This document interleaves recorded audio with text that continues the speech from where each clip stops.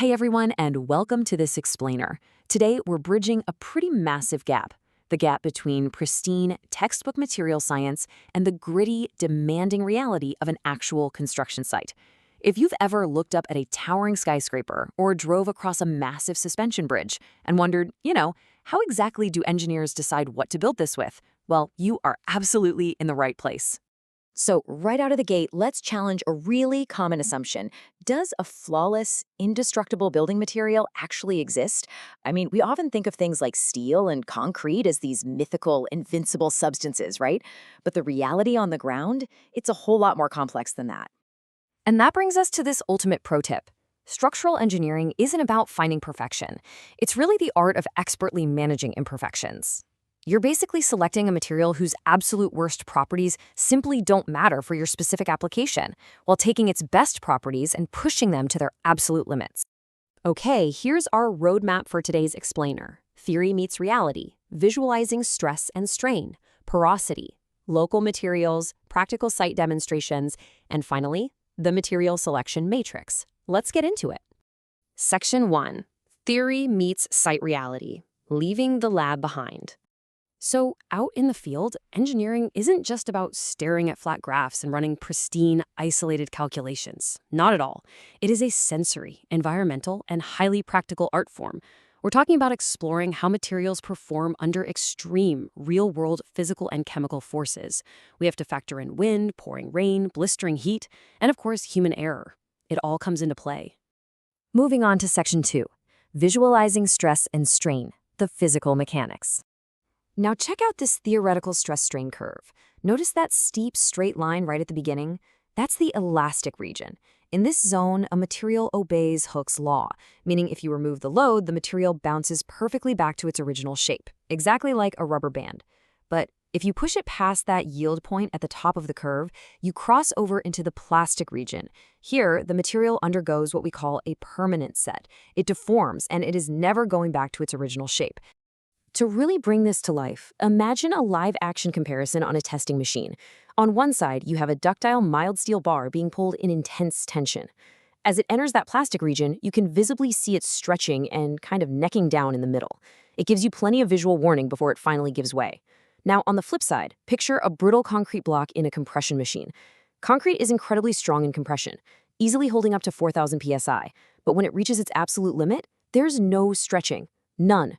It snaps violently and explosively with under 5% strain. And that, right there, is exactly why we pair them together. The concrete takes the crushing compression, and the steel rebar handles the stretching tension. It's a perfect partnership. Section 3. Porosity, the invisible threat.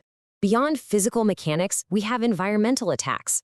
Think of highly porous materials as a sponge. They're just actively sucking up surrounding moisture. Dense, well-mixed materials, on the other hand, act like a solid stone, totally repelling that exact same moisture. And here is the really crucial point. Water itself isn't actually the main enemy for your concrete. According to ACI Standard 222R19, water just acts as a transport system. It's a taxi. If your concrete is porous, like that sponge we just talked about, water carries highly destructive chloride ions from things like de-icing salts or coastal air, along with aggressive sulfates, straight deep into the structure. When those chemicals finally reach the steel rebar hidden inside, they cause severe corrosion. The steel rusts, it expands, and it literally blows the concrete apart from the inside out. The industry actually calls this concrete cancer, and the whole nightmare starts with porosity. Section 4. Local materials, thermal realities. Let's ground this in some geographical reality. Operating in environments like Pakistan means you're battling intense, prolonged summer temperatures that can easily soar well above 40 degrees Celsius. This completely flips how we select structural components. You aren't just building a physical frame to hold up a roof anymore. You are building a thermal shield. So in this kind of extreme context, understanding the thermal resistivity of your local building materials, like regional bricks, for example, is absolutely critical. Thermal resistivity is essentially the time it takes for material to resist the flow of heat. If you use a material with low thermal resistivity, that intense summer heat transfers straight into the building almost instantly.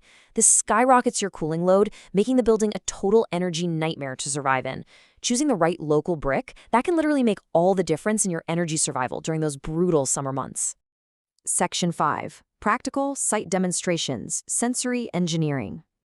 Okay, so engineering isn't just visual, it's incredibly tactile. When you need to physically verify a material's ability to resist surface wear and penetration, which is a huge deal for things like industrial floors or road surfacing, site engineers will whip out a hardness testing machine, usually an HRC or Brunel tester. They apply a highly specific, standardized pressure using a hardened steel ball directly onto the material. By measuring the exact size of the tiny indentation left behind, they instantly know if the material actually meets the necessary hardness grade for the job. We also use our ears out on site. The sound test is this incredibly quick, on-the-fly site check. When you strike a piece of steel, the acoustic resonance reveals almost everything you need to know about its density and internal structure. High-quality, dense structural steel? It's going to give you this bright, sustained, beautiful metallic ring. But if you strike a bad alloy that's just filled with internal defects or microscopic cracks, you'll just get a dead, flat, dull thud. It is sensory engineering at its absolute finest. Section 6, the Material Selection Matrix. Let's pull all of this together. This material property matrix perfectly synthesizes everything we've talked about in this explainer. It shows you exactly which theoretical property is critical for which real-world structural application. Look at this. You need elasticity for your structural frames so they can bear shifting loads and bounce back. You absolutely have to have ductility for earthquake resistance so the building sways and deforms without just collapsing on everyone. Hardness, non-negotiable for high-traffic floors. Durability protects your exteriors from those invisible chemical attacks like concrete cancer. Thermal resistivity keeps your cooling loads manageable in brutal climates. And finally, factoring in thermal expansion protects things like bridge joints and massive concrete slabs from changing size and cracking under extreme heat.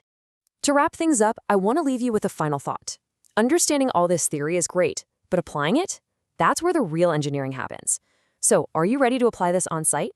Think about how differently you'd evaluate a heavy, load-bearing column versus a simple, lightweight partition wall. If you want to take that next practical step, grab our dedicated material selection checklist and start analyzing the structures around you like a true engineer. Thanks so much for hanging out with me for this explainer, and remember, keep questioning the physical world around you.